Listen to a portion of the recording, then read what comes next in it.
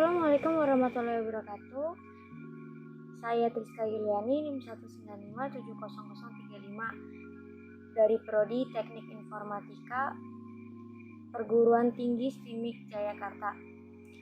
Saya akan melakukan presentasi atau membahas materi mengenai pengenalan sistem terdistribusi yang mana sebagai syarat untuk tugas ujian tengah semester. Mari kita mulai. Yang pertama saya akan membahas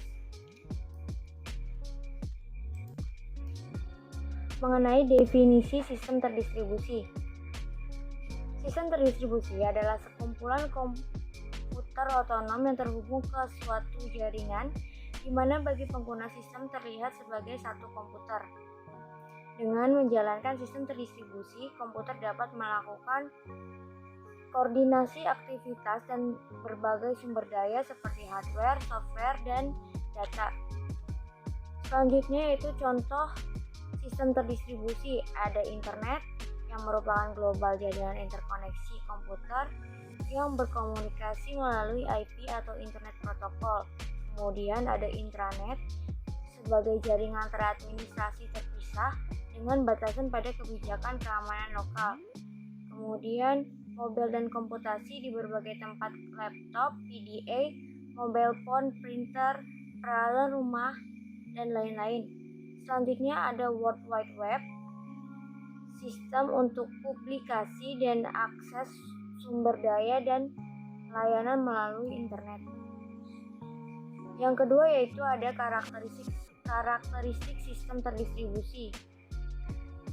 Secara umum, karakteristik dari sebuah sistem terdistribusi ada 6, yaitu pertama resource access and sharing, openness atau keterbukaan, konkurensi, scalability, fault tolerance atau toleransi kesalahan, dan kemudian ada transparency.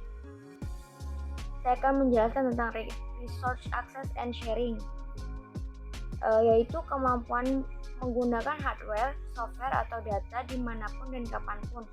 Karakteristik ini menentukan siapa saja yang dapat mengakses sebuah resource dalam sebuah sistem terdistribusi. Contohnya yaitu dalam sebuah web terdapat .htaccess yang hanya dapat diakses oleh user-user yang telah memiliki grant access terhadap file tersebut. Yang kedua ada openness atau keterbukaan, yaitu keterbukaan dalam sistem terdistribusi memiliki pengertian kemampuan sebuah sistem dalam pengembangan fleksibilitas terhadap peningkatan kinerja sebuah sistem, seperti penambahan modul baru dan ketersediaan extension atau plugin yang dapat terkoneksi dengan sistem lain. Contoh karakteristik ini yaitu sebuah aplikasi web banking yang dapat terhubung dengan sistem web milik perusahaan finance. Selanjutnya ada konkurensi. Semua proses dalam sistem terdistribusi dilakukan secara konkurensi atau bersama-sama. Hal ini dilakukan untuk mencegah inkonsistensi dan ketidakvalidan sebuah data dan proses. Sebagai contoh dalam sebuah aplikasi web yang diakses oleh banyak user, ketika server melakukan sebuah update, maka semua user yang mengakses halaman web tersebut akan langsung mendapatkan update terbaru. Kemudian ada scalability. Scalability memiliki pengertian bahwa sebuah sistem terdistribusi harus dapat ditingkatkan kinerjanya tanpa mengubah komponen-komponen di dalamnya. Contohnya yaitu sistem aplikasi web yang digunakan oleh user yang terlalu banyak, maka meningkatnya kinerja dari web tersebut agar tidak terjadi overload atau sistem down, maka perlu dilakukan update prosesor dan RAM. Dalam proses upgrading tersebut, komponen dalam web tidak perlu diubah. Yang kelima ada fault tolerance atau toleransi kesalahan, di mana kesalahan pasti terjadi dalam sebuah sistem, entah itu disebabkan karena masalah jaringan, power supply, bencana alam, atau human error.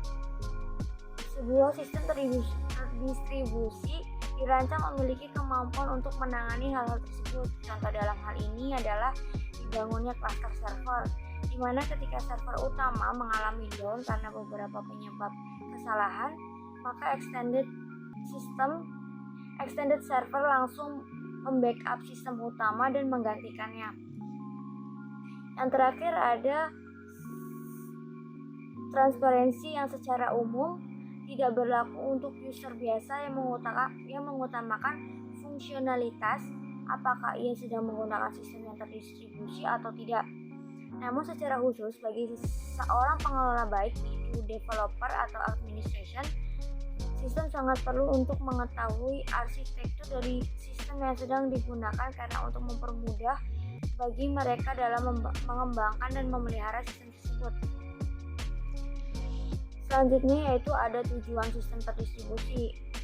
Tujuan utamanya yaitu memudahkan pengguna dalam mengakses sumber daya jarak jauh secara bersama-sama dengan terkontrol dan efisien. Dengan semakin meningkatnya konektivitas dan akses untuk dapat saling berbagi, peningkatan keamanan juga menjadi hal yang sangat penting.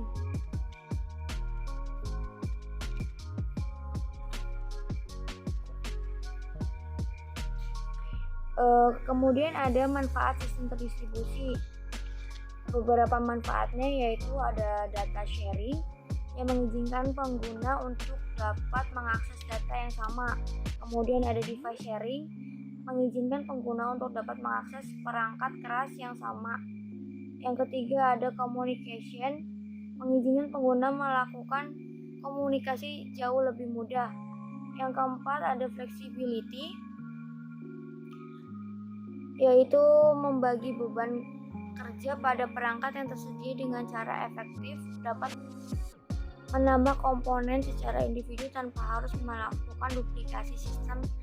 Fasilitas lokal dapat disesuaikan dengan kebutuhan lokal, memungkinkan pertumbuhan sistem secara terus-menerus.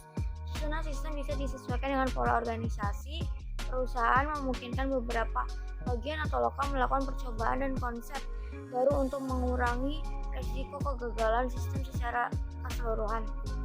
Yang terakhir yaitu ada multi-user computing, di mana mengizinkan banyak user untuk melakukan akses dalam waktu yang bersamaan. Selanjutnya ada infrastruktur sistem terdistribusi. Infrastrukturnya itu meliputi jaringan komputer. Yang kedua ada berbagai perangkat keras dan perangkat lunak, hardware dan software. Yang ketiga yaitu ada user yang saling terkait dalam jaringan.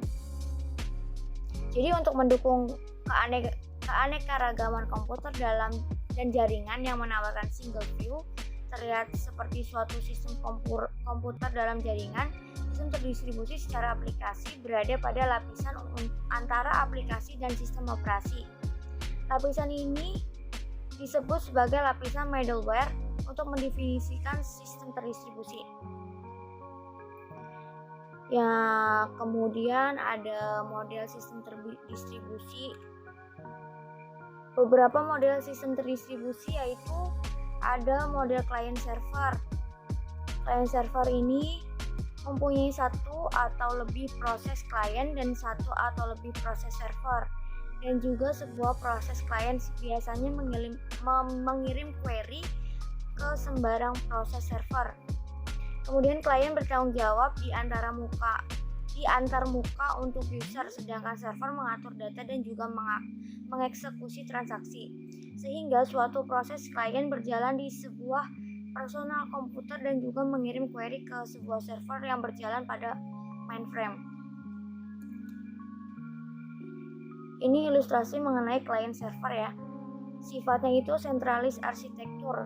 Terjadi invocation dari client ke server.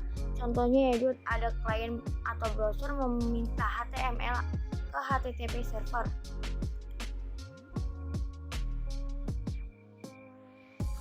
Jadi klien di sini berfungsi untuk memproses akses data, melakukan operasi pada komputer lain.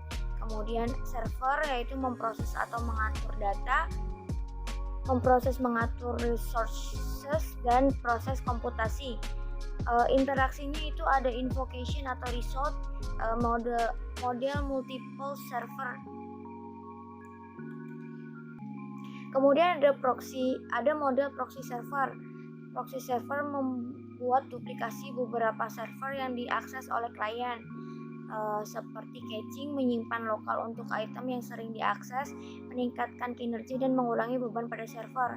Contohnya itu searching satu topik, namun dilakukan 2 kali, maka searching terakhir mempunyai waktu yang lebih kecil. Ini ilustrasi mengenai proxy server.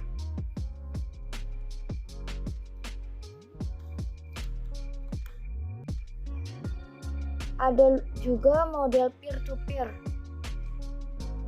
Model ini per proses, yaitu menjaga konsistensi sumber dan sinkronisasi aksi. Contohnya itu ada whiteboard, yaitu yang menggunakan central server dan menggunakan peer process. Model selanjutnya ada model mobile code, yaitu kode yang berpindah dan dijalankan pada PC yang berbeda. Contohnya itu applet. Yang terakhir yaitu ada model Mobile Agent sebagai sebuah program yang berpindah dari satu komputer ke komputer lainnya yang melakukan pekerjaan yang otomatis. Contohnya yaitu untuk install dan juga pemeliharaan software pada komputer sebagai organisasi. Sekian presentasi atau pembahasan materi mengenai pengenalan sistem terdistribusi dari saya. Semoga dapat bermanfaat untuk teman-teman semua. Terima kasih.